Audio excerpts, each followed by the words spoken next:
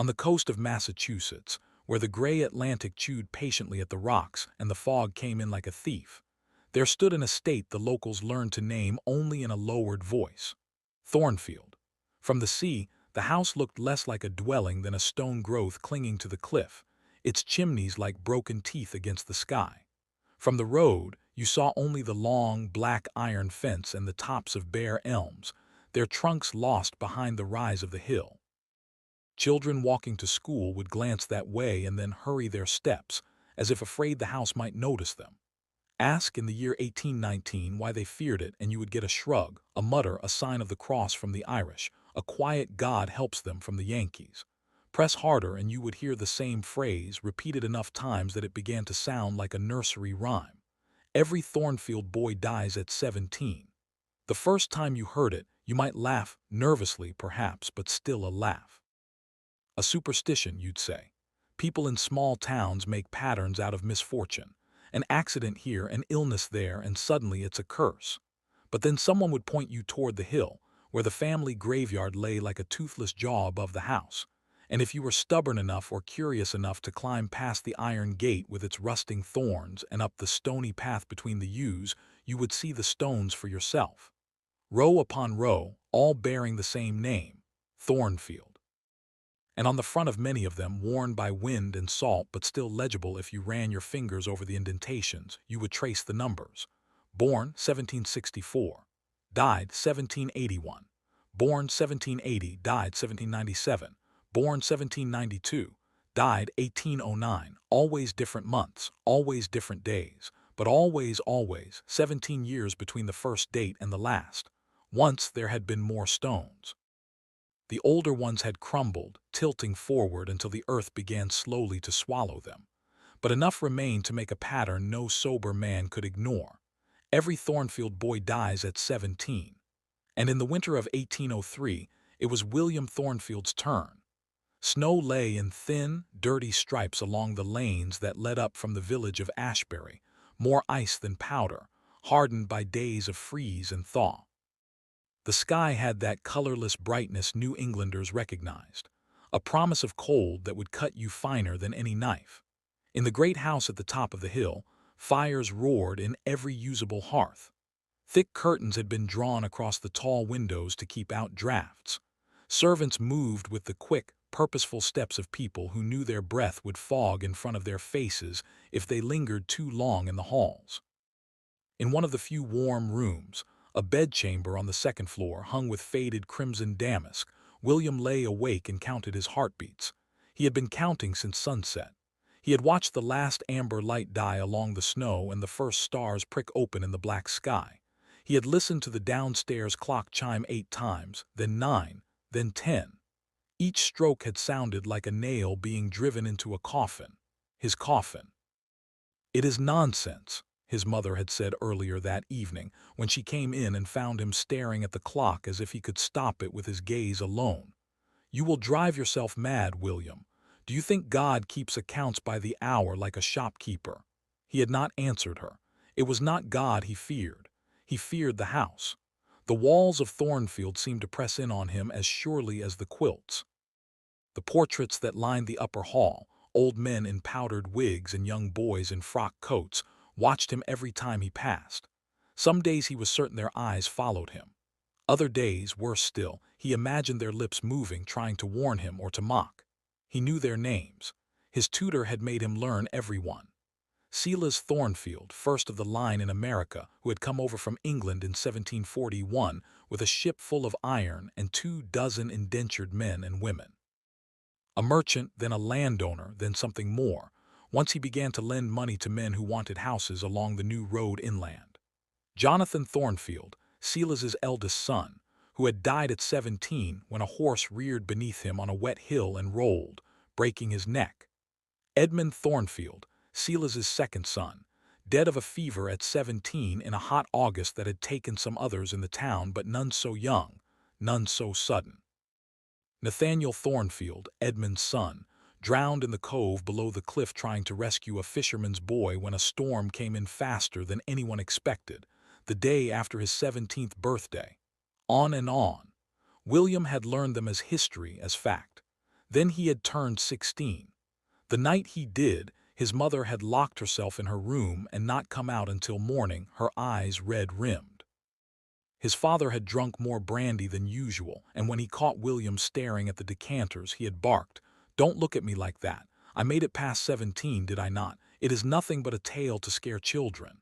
"Grandfather did not," William had said quietly. His father had gone very still. "Your grandfather died of a seizure. He was always a delicate sort." "At 17, William had said before he could stop himself. His father had hit him just once open-palmed across the mouth, not hard enough to bleed but squarely enough that his lip had split and his teeth had rung like struck glass. Then he had stalked out of the room without a word. They did not speak of it again, but William heard the servants. In a house like Thornfield, the walls were thin when it came to whispers. "Everyone owe them boys," Cook muttered one night when she thought the scullery door was closed. "Soon as they turn 17, down they go. Like apples shaken off a tree."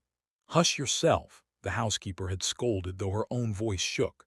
"It ain't fit talk, not with Master William not 6 months from it." "Less now," Cook had replied, and they had both fallen silent.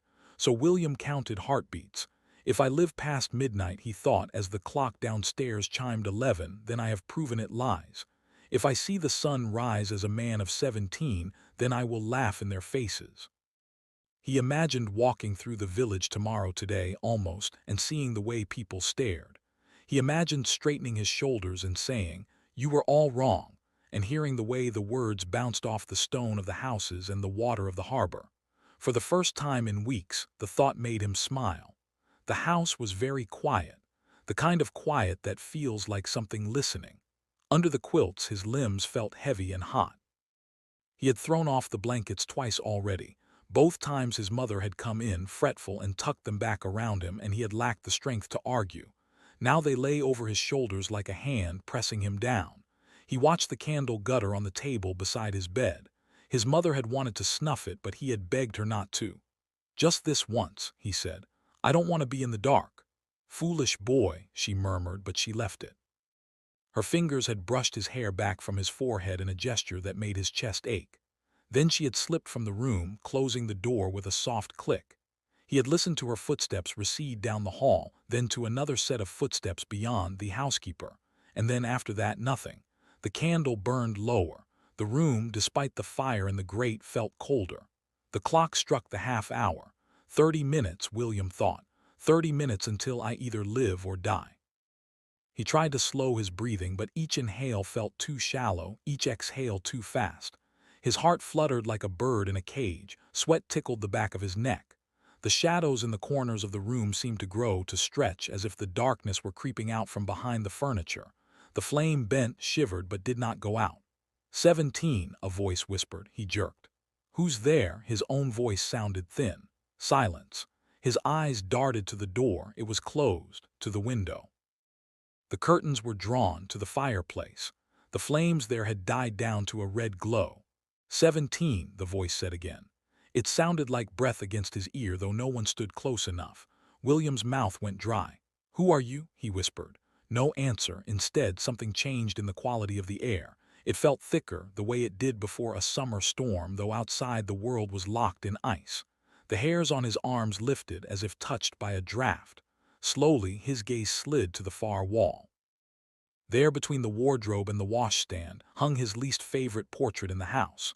Not because the figure in it was cruel or misshapen. On the contrary, the boy painted there had a pleasant, open face, with brown hair that fell in loose waves around his ears and a hint of mischief at the corner of his mouth. It was the eyes that troubled William. Not their color, hazel like his own, but the expression the painter had caught. A mix of defiance and something like fear. As if the boy knew something terrible had just happened and was daring the world to look away. The brass plate at the bottom of the frame read, Nathaniel Thornfield, 1778–1795. 17. William had grown up seeing that boy's face. It had watched him learn to walk, to read, to fence. It had watched him cry when the tutor rapped his knuckles and smear ink on his cuff when he was bored. He had never liked the idea that someone so young, frozen forever on the cusp of manhood, stared down at him while he dressed and undressed. His mother would not let him move it. "He was your cousin," she said. "You owe him that respect." Now in the wavering candlelight the painted eyes seemed to gleam. 17, the voice whispered again, and this time William knew with a cold certainty that it came from the direction of the portrait. He sat up, heart pounding, blankets sliding down around his waist. "This isn't funny," he said, his voice higher than he liked. "Whoever is playing at this, stop." The boy in the painting did not smile, but the shadow beneath his lower lip darkened as if his mouth had twitched. William swung his legs over the side of the bed. The floorboards were cold against his bare feet. The candle flame jumped as he picked it up, wax spilling over his knuckles. He hissed and nearly dropped it, then steadied his hand and crossed the room. "You are oil on canvas," he muttered under his breath, as much to himself as to the painted boy. "You are not anything else." He lifted the candle. Nathaniel Thornfield's eyes stared back at him, brushstrokes of brown and green and black. Up close, William could see the tiny cracks in the varnish, the places where the paint had thinned. He could see the hint of the artist's signature in the lower right corner. His own breath puffed faintly against the varnish. 17, the voice said again. This time it came from behind him. William spun. No one stood in the room. The bed lay rumpled, its quilts half pulled back. The clothes he'd worn that morning hung neatly over the chair by the fire. The coals glowed but did not crackle. The air, though cold, was still. His gaze landed on the mirror over the mantel. It showed, in warped reflection, his own face, pale, drawn, eyes wide. The candlelight turned his hair almost gold, and behind his shoulder, slightly out of focus, stood another figure. A boy about his own age, brown hair falling in waves, hazel eyes, a high collar, a shadow beneath his lip that might be defiance or might be fear. William's hand tightened around the candle until the hot wax burned his skin. He did not feel it. The boy in the mirror lifted his hand in greeting, or in warning. William could not tell. He turned slowly, expecting to find the apparition standing there in the flesh. The space behind him was empty. When he looked back at the mirror, it showed only his own shaking reflection. The candle flame bent sideways as if a wind had blown through the room. The clock downstairs began to strike. 1, 2, 3. William swallowed. "If this is a dream," he whispered, "let it end. 4, 5, 6. His heart beat so hard he could feel it in his throat. 7, 8, 9. His knees felt weak. He reached blindly for the edge of the mantel to steady himself. His fingers scraped wood, then slipped. The room seemed to tilt just slightly, as if the whole house had shifted on its foundations. 10, 11, the air pressed against his eardrums. The candle flickered wildly. 12, the last chime hung in the air, fading slowly into silence. 17, the voice said, right against his ear. Something cold brushed the back of his neck like a hand made of mist. He cried out and lurched forward. His shoulder struck the side of the mantel. The candle flew from his hand, spinning wax and flame in a brief arc, and landed on the edge of the rug. For one suspended instant, the little fire sat there in a puddle of wax, harmless. Then the flame caught the fringe of the rug. The wool, dried by months of winter heat, took eagerly. Fire ran along the edge like someone dragging a brush dipped in light. William scrambled to stamp it out with his bare feet. Heat flared against his skin. Pain shot up his legs. "Help!" he shouted. "Fire!" The word rang down the corridors like a bell. The door burst open. The housekeeper, Mrs. Pike, stood there, her white cap askew, a candlestick in one hand. Behind her, two maids peered, eyes wide. She saw the fire and screamed. "In the name of God!" she gasped. "Water, now!" The maids fled. Mrs. Pike grabbed a coverlet off the bed and flung it down over the burning fringe, then stamped on it with both feet. Smoke curled up, thick and acrid. William coughed, eyes streaming. "Are you hurt?" Mrs. Pike demanded. "I know." He looked down. The soles of his feet were red and blistered. His skin throbbed, but he could wiggle his toes. "I'm not burned badly." "You might have set the whole house alight," she scolded, but there was relief behind the anger. "What were you thinking, jumping about with candles like a child? If your mother—" "My mother," he croaked. "Does she? What time is it?" Mrs. Pike turned toward the window and pulled back the curtain a fraction. A thin gray line showed at the edge of the sky. "Past midnight," she said. "Barely. You've turned then, haven't you? 17 now, Master William." The words hit him like a physical blow. 17, he whispered. He waited, for pain to seize his chest, for his heart to halt as his grandfather's had. for some invisible hand to close around his throat. Nothing happened. His heart raced, but it had been racing all night. His breath came sharp, but that might be the smoke. The room swam in and out of focus, but that could be exhaustion. "I'm still here," he said, half to Mrs. Pike, half to the listening house. "You sound disappointed," she said dryly, then crossed herself behind her back where he could not see but the walls could. Servants arrived with buckets. They doused the smoldering rug, the dark water mixing with soot to make an ugly paste. His mother appeared in the doorway, hair loose under her cap, face white. "What happened?" she cried, rushing to his side. "William, are you hurt?" "I knocked a candle," he said. "It was an accident." She cupped his face in both hands, searching his features as if expecting to see some mark there. Then she pulled him into a fierce embrace, her breath hot against his ear. "You are 17, she whispered, "and you are alive." The conviction in her voice made him want to believe it himself. Behind her, Mrs. Pike bent to pick up the fallen candlestick. Her eye caught on something at the edge of the mirror.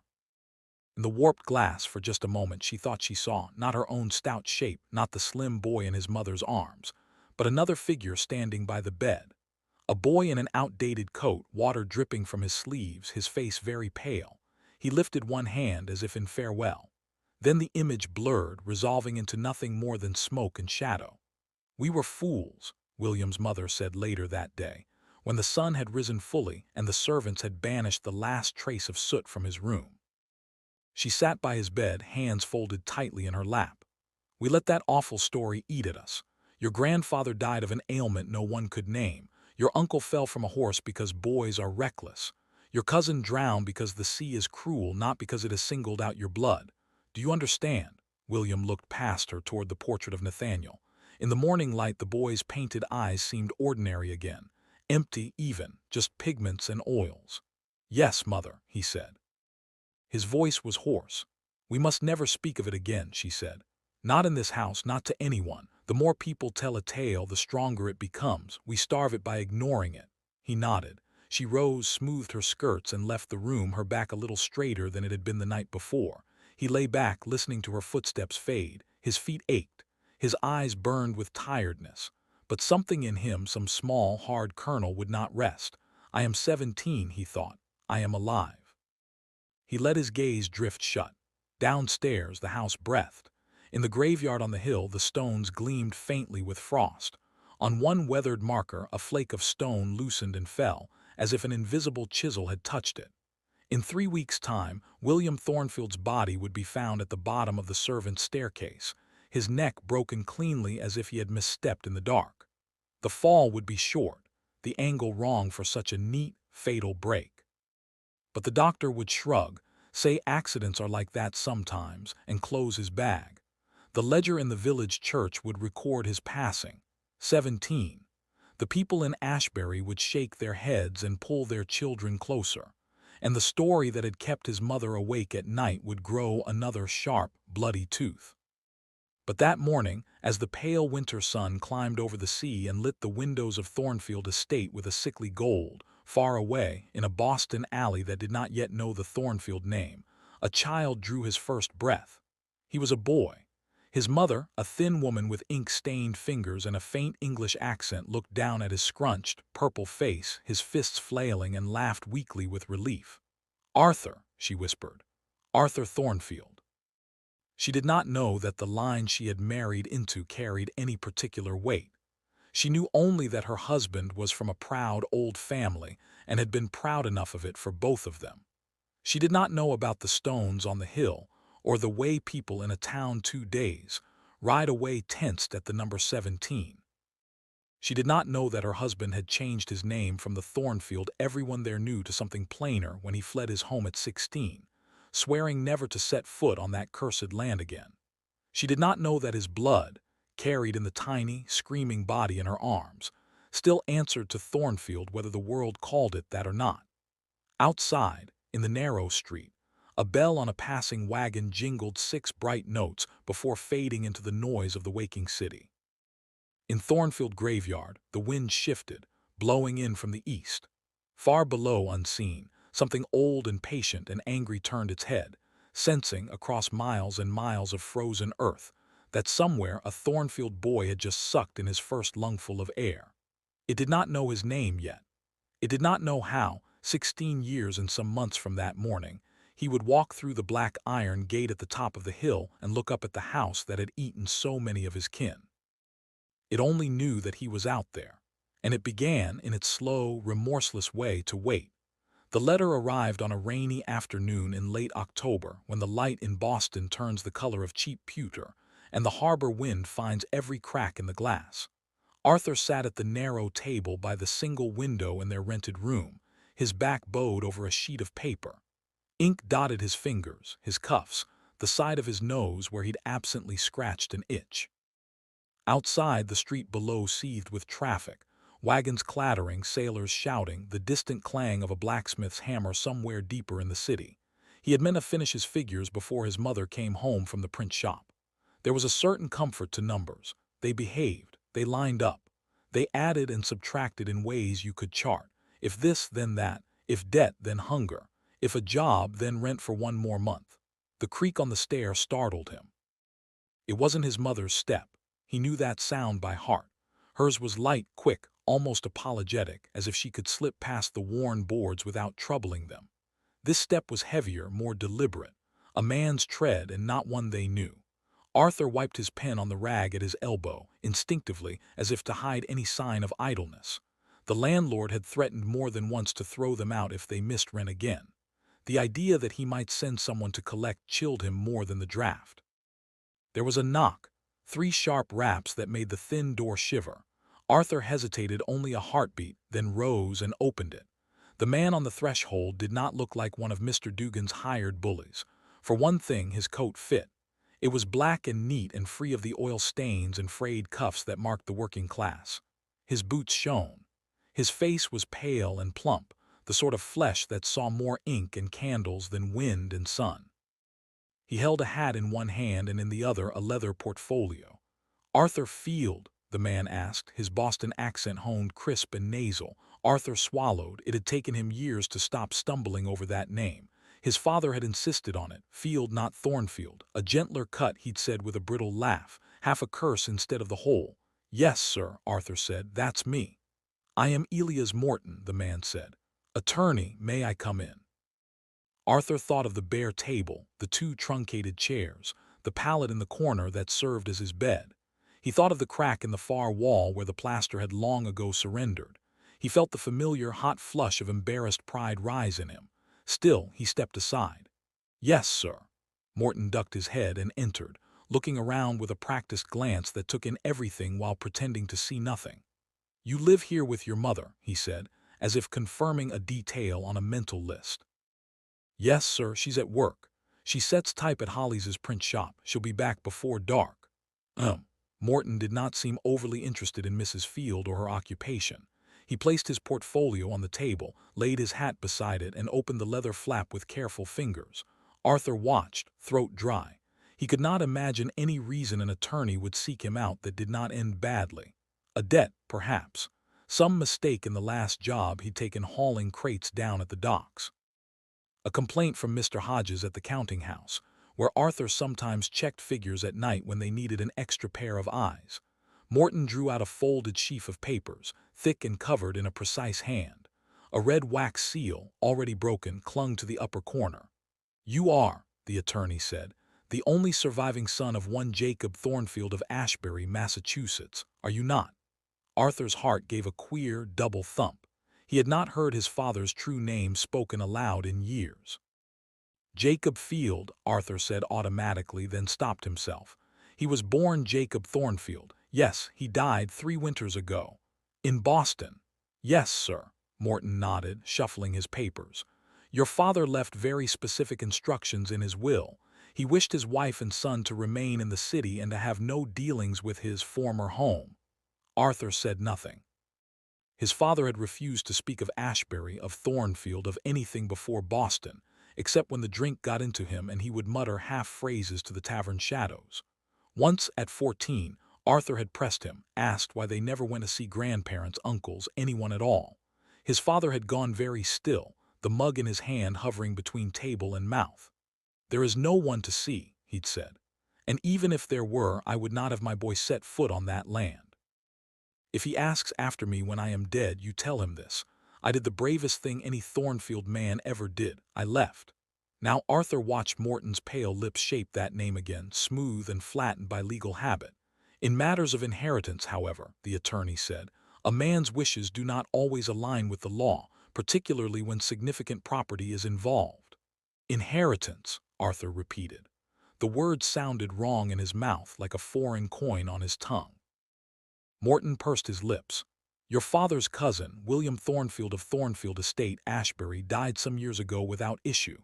His father, Henry Thornfield, died shortly thereafter. In the absence of a direct male heir, the estate and its encumbrances passed laterally. Your father, as the nearest surviving male relation of the proper line, became, on paper at least, master of Thornfield." Arthur stared. He had heard enough gossip in the taverns to know what an estate was. Land. A house. Tenants, maybe. Not like Mr. Dugan's crooked boarding houses, real land. "My father never," he shook his head. "He never said." "He did not accept the inheritance in any practical sense," Morton said. "He refused to travel to Ashbury to take up residence or to see to the land. He declined to alter his name in any legal document, insisting on the appellation Field. Nevertheless, in the eyes of the Crown and now of the Commonwealth, the property remained his." Arthur's mind swam. "If he died," he managed, then it passes to you." Morton met his gaze, perhaps expecting to see delight there. "You, Arthur Field, are in fact Arthur Thornfield, master of Thornfield Estate, whether you like it or not." The phrase sat between them like a stone. Arthur's first, absurd thought was of Mr. Dugan. Of his mother's tight face the last time the landlord had hinted that another missed payment would bring the bailiff. Of the way she rubbed the joints of her fingers at night, ink ground into the creases, skin cracked from winter dryness. "An estate," he said slowly.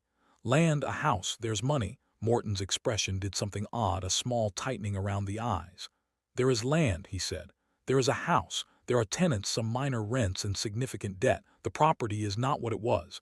Years of neglect, tenants leaving, unfavorable harvests. Still, it is land, title, a name. A name." Arthur heard his father's voice in memory, rough with whiskey. "Half a curse, boy. Better Field than Thornfield." "Why come now?" Arthur asked. "If my father inherited when cousin William died, why wait 3 years after his death to tell us?" Morton cleared his throat. "There were delays, disputes. The executors hoped at first to find some closer claimant who might assume the burden with more enthusiasm. A forgotten son, perhaps, a nephew. No such person materialized.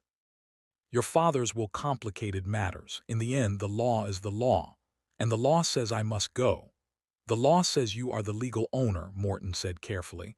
"The estate is in arrears. Taxes, tithes, wages, someone must attend to it. The Commonwealth is not patient in such matters. If you do not go, there will be seizures, auctions. You may lose everything by default. Everything."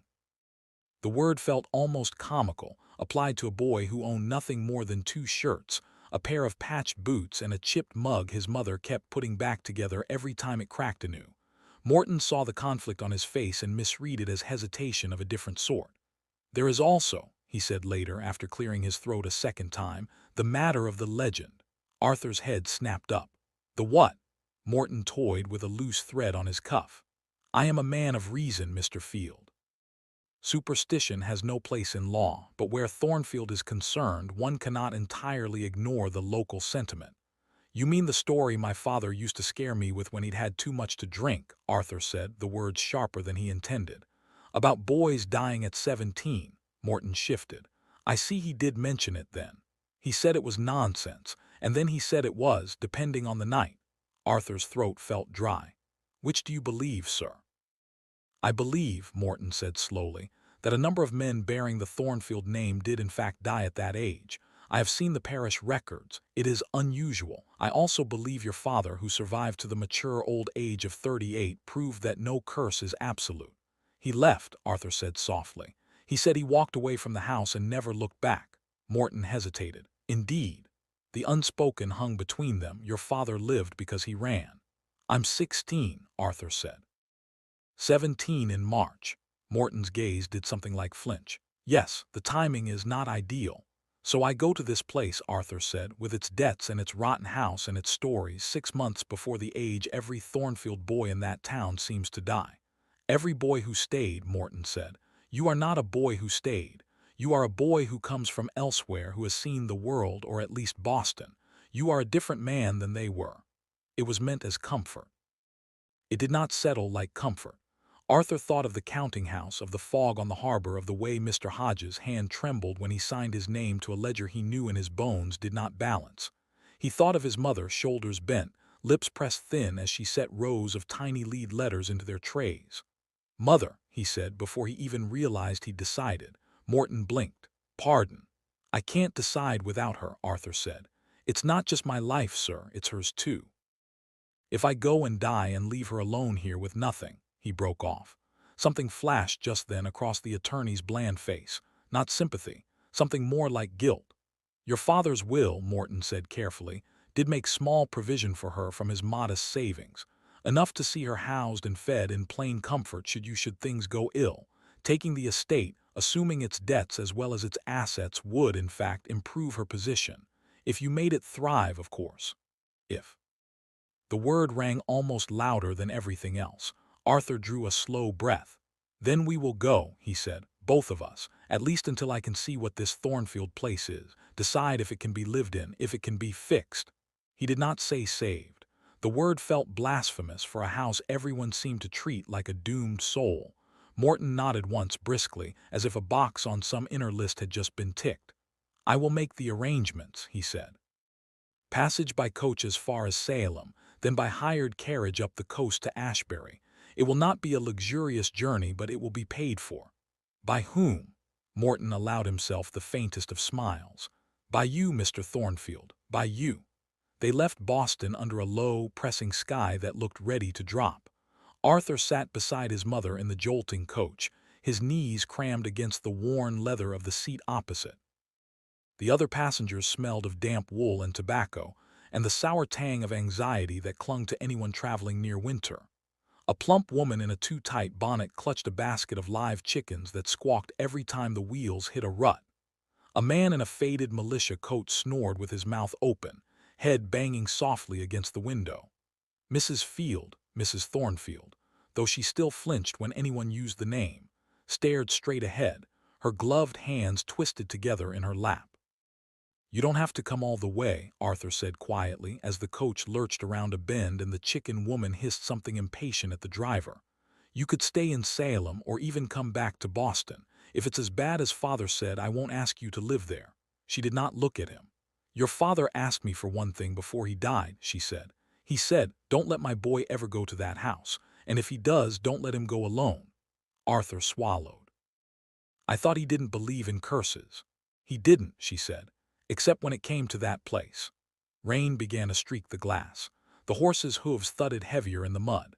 They changed coach in Salem, leaving behind the snores and the chickens for a smaller, rattling conveyance that smelled of old straw and sea salt. From there the road narrowed, hugging the line where rough fields gave way to marsh and then to rock. The Atlantic loomed to their right, a restless gray beast rolling toward shore. At a posting inn in a village called Dunham, barely more than a crossroads and a church, they stopped to eat. The inn's common room was low-ceilinged and smoky, with beams that had known more winters than Arthur's whole family line in America. A few locals hunched over tankards by the fire, their faces flickering in the flames. As Arthur and his mother entered, conversation dipped. Eyes slid their way and then away. The innkeeper, a barrel of a man with a beard that hid most of his expression, greeted them with the gruff politeness reserved for paying strangers. He set bowls of thin stew on the scarred oak table. "You're headed on?" he asked, nodding vaguely toward the road. "Yes," Arthur said, "to Ashbury." One of the men by the fire snorted softly. Another elbowed him. "Ashbury, then," the innkeeper said. "Not much there save fish, fog, and—" He cut himself off, his gaze slipping to Mrs. Field. "And a grand old house that don't see as much company as it used to."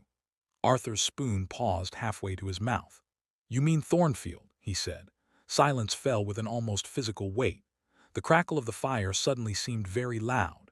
Somewhere in the back, a pot boiled over, and a woman's voice cursed softly in Irish.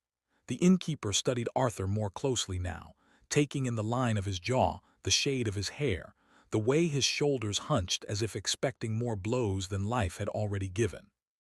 "You a relation," he said slowly, "to that lot." Arthur considered denying it. He could say no, say he was just a worker headed for the fishing and spare his mother the look the room now bent toward them, but he had not come this far to start by lying. "Yes," he said, "my father was born there, Jacob Thornfield. He left years ago. I'm Arthur." One of the men at the fire let out a low whistle. "Another one then," he murmured. "Hush, Tom," the innkeeper snapped. Mrs. Field's hand found Arthur's under the table and squeezed hard. "We only came for food," she said, with more dignity than their patched clothes could back up, "and a roof over our heads until morning." "Aye, and you'll have it," the innkeeper said quickly. "No one here turns away a traveler, least of all one going that way, just," he hesitated. "It's a harsh place, Ashbury, hard work, hard weather." "And a hard house," muttered someone in the corner. "A house is a house," Mrs. Field said tightly. "Wood and stone, it can't reach out and touch you." The man by the fire who'd whistled earlier shifted, his face ruddy with drink and the heat. "Tell that to the boys up on that hill, missus," he said. "All them stones in a row, 17 summers apiece, then down they go. That house don't need hands, it's got time." Arthur felt his skin prickle. "It's just a story," he said, more to himself than to anyone else. The man shrugged. "That's what we all say. Until another one dies." The innkeeper shot him a sharp glare. "Tom." "What?" Tom lifted his tankard. "I ain't cursed him, I'm just sayin', every Thornfield boy dies at 17, that's how it is." Arthur opened his mouth to answer, anger hot on his tongue. Then he felt his mother's hand tremble against his and caught the look in her eyes. It wasn't fear of the curse exactly. It was fear of what fear did to people, how it turned them into something a little less kind. He shut his mouth and ate his stew in silence. They reached Ashbury under a sky low enough to touch. The village hunched around its little harbor, houses bent like old men leaning into the wind. The church steeple rose above the roofs, its white paint peeled to bare wood in places. Nets hung to dry on rough poles. Gulls wheeled and screamed overhead. And above it all, on the hill that rose abruptly from the rocky shore, sat the house, Thornfield. Even in the half-light of a cloudy afternoon, it seemed to drink in more darkness than the weather provided. Its stone walls, once grandly pale, had blackened with salt and time. The great central chimney leaned slightly, like a man with one shoulder perpetually higher than the other. Windows stared blindly, their panes either shuttered or reflecting only the gray sky. At the front, iron gates closed the drive, their bars twisted into shapes meant to resemble vines and flowers. Now those curls looked more like claws. Arthur felt something tighten beneath his ribs. "Well," Mrs. Field said, her voice brittle. "There it is." He glanced at her. "You don't have to. I'm your mother," she said sharply. "Not a parcel to be left at a posting inn. I will see where my son is meant to live." The hired carriage creaked up the hill. Hooves struck sparks from the stones where soil had washed away, leaving the bones of the earth exposed. At the gates, the driver hesitated. "You can open them," Arthur said. The man scratched his cheek, looking from Arthur to the house and back. "You sure about this, lad?" Arthur's jaw clenched. "Quite sure." The driver climbed down, boots crunching on gravel, and tugged at the gate. It resisted at first, rust protesting in loud squeals. Then with a reluctant shriek it gave. As Arthur stepped out onto the drive, one boot on soil that had not felt his foot since before he was born, something cold prickled the back of his neck. It felt like fingers. He straightened, forcing his shoulders back, and walked to the front door. It opened before he could knock. A woman stood there, framed in the dimness of the hall. She was tall and wiry, with gray hair pulled back in a severe knot and a black dress that had seen better pressing. Her face was lined not in the soft, drooping way of the plump Boston matrons Arthur had known, but carved, every crease earned. He knew her at once, though he had never seen her. "Mrs. Pike," he said. Her eyebrows rose a fraction. "I suppose Mr. Morton told you my name." "My father did," Arthur said quietly. "Once." Something flickered across her face at the mention of Jacob. Surprise, perhaps, or grief held so long it had turned to something harder. "You're him, then," she said. "The boy." "I suppose I am," Arthur said. "Arthur Thornfield." It felt like stepping into a cold pond saying it. Mrs. Pike's gaze swept his features, his posture, his mother hovering in the background like a thin shadow. "You favor your grandfather," she said at last. "Around the eyes, not so much in the jaw. Thank the Lord for small mercies." Arthur didn't know what to make of that. "Will you let us in?" Mrs. Field asked, drawing herself up as straight as she could. "It's cold on this hill and the boy has had a long journey." Mrs. Pike's mouth twitched. "The boy," she said. 17 in March, is it?" Arthur's stomach plunged. 16, he said, still. "For now," she murmured, too low for his mother to catch. Then she stepped aside. "Welcome to Thornfield, Master Arthur, such as it is." The great hall smelled of old wood, cold stone, and something else. A faint metallic tang like a room that had once held blood. A fire burned in the distant hearth, a small, stubborn blaze that did little to warm the vast space. Portraits lined the walls, their faces dim in the half-light. The ceiling soared above them, beams crisscrossing like the ribs of some great beast. Arthur's boots rang on the flagstones. His mother's steps were softer, the hem of her dress whispering. "Not many staff," Arthur said, noticing the silence. "Not many left," Mrs. Pike agreed.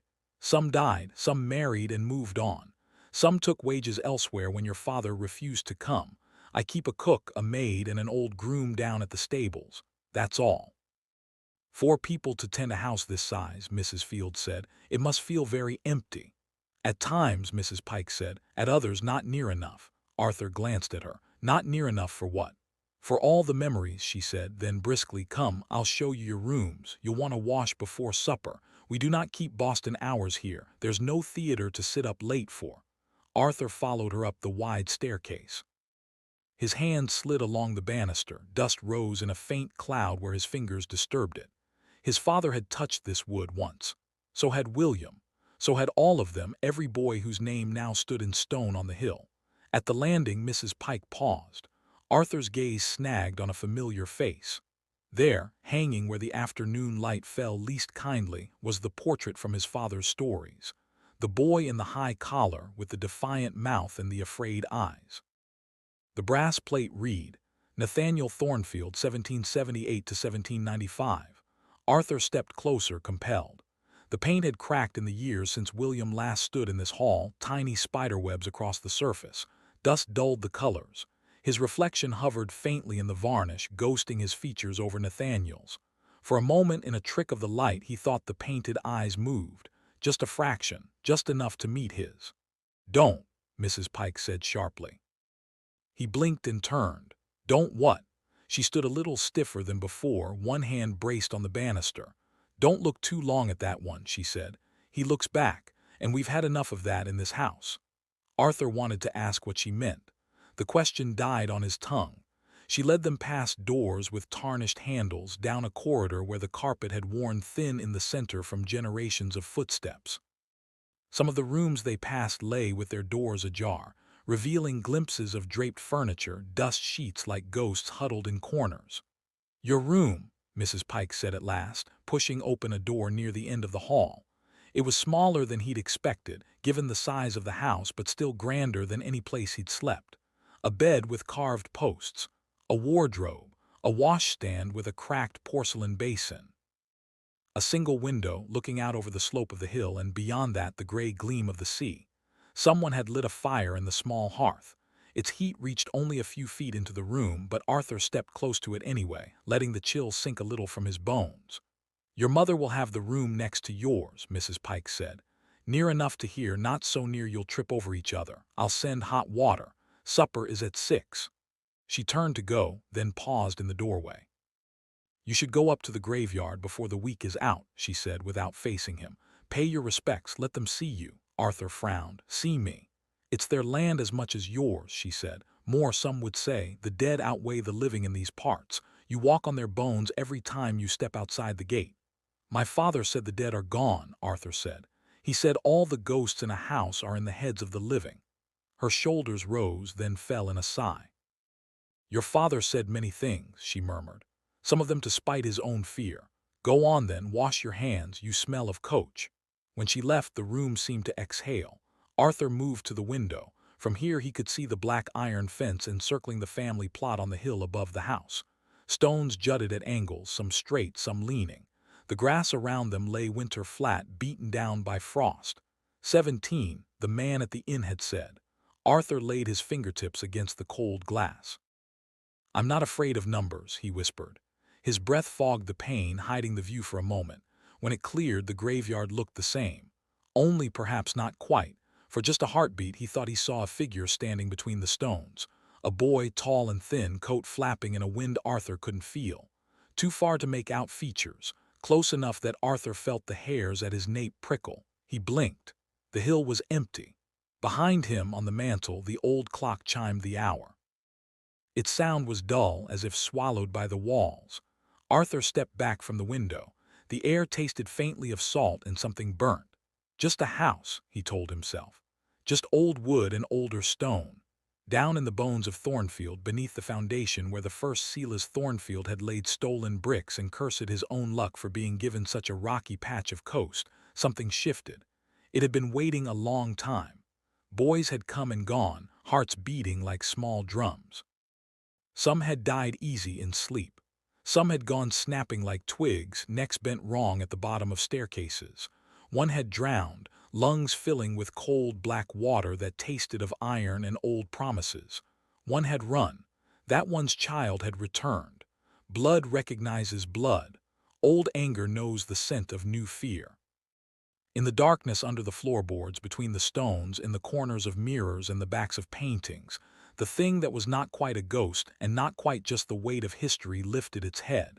It tasted the air. 16, it thought, with something that might have been satisfaction. Not yet the right number, but close. Upstairs, Arthur dipped his fingers into the warm water the maid had left and scrubbed away the grime of the road. The mark of ink on his skin swirled away into the basin, curling like smoke. In the graveyard, the wind shifted again, rattling dead leaves against the iron fence.